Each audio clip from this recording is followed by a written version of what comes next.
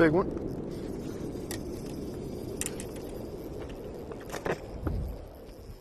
He's gonna jump. Ready? Oh, let's go. Dude. Good job, man. It's a nice one. All right, folks, we just wrapped up the 42nd All-American on Lake Hamilton. Matteo Turano got it done.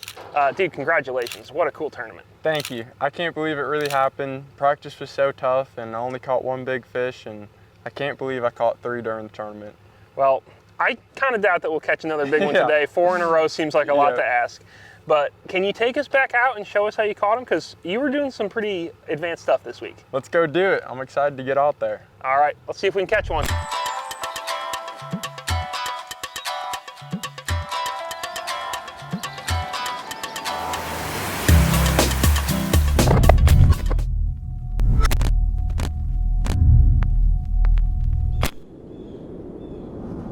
All right, so Matteo, we are here kind of on, I would say, one of your starting holes. Like this was an area you fished a bunch. What do we have out here? What are we looking at? So this was just a series of points that really stuck out to me on the map. There was a creek channel running close to them, and I just felt like my best chance at a big fish was close to deep water, but somewhere that they still had shallow water to pull up on. And a lot of these fish were guarding fry, these big ones, so you had to be in 10 to 12 foot of water, and this whole contour was like perfect for it. Okay, and there's a little bit of grass, there's some wood, there's a little like timber, brush, like you've got a pretty good variety of stuff around here. Yeah, it seems like every point has a couple brush piles on it and a bunch of fish in them, and then the big fish just seem to be on the bottom of each point.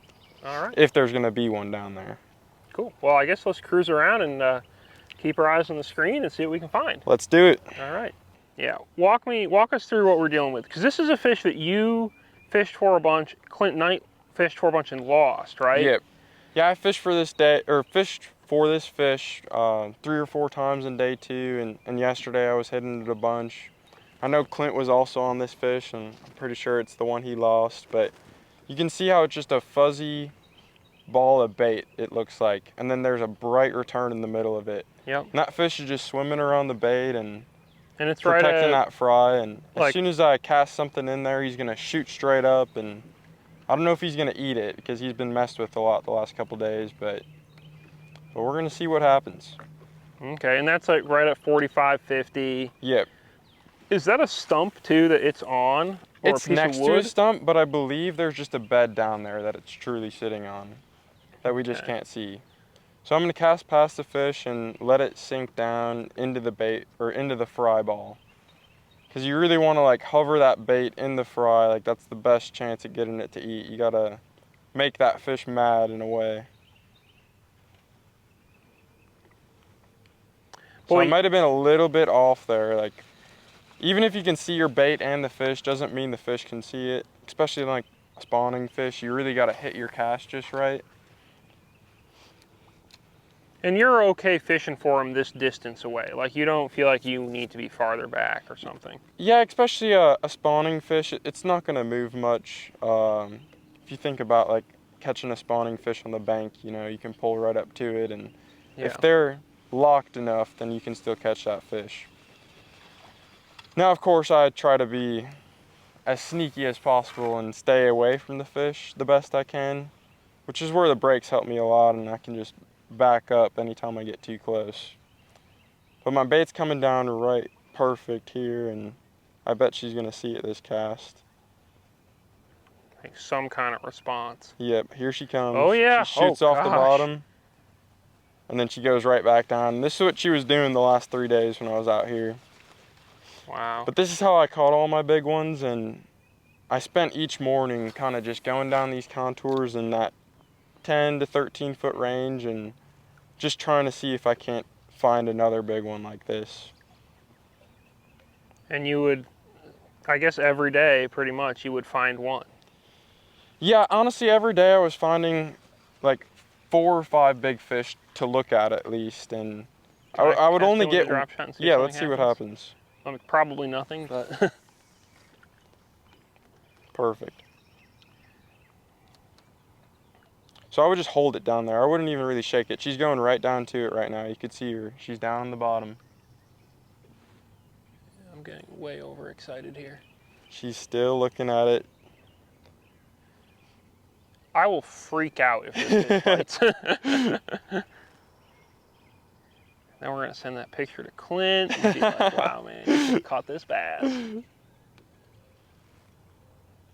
I'm guessing she's not gonna bite. Do you ever just... She's still... Like, she's still not, like, totally ignoring it. Yeah, you can tell she's all fired up right now, and she's been fired up for the past few days.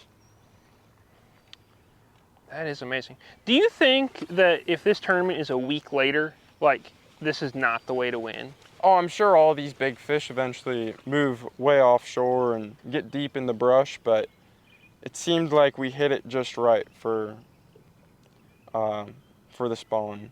And these fish definitely spawned a couple weeks ago, and I'm not even really sure why the big females on this lake guard fry. Unless they're super big males, but it just doesn't seem like... That seems unlikely, but... But it is a pretty cool characteristic of this lake.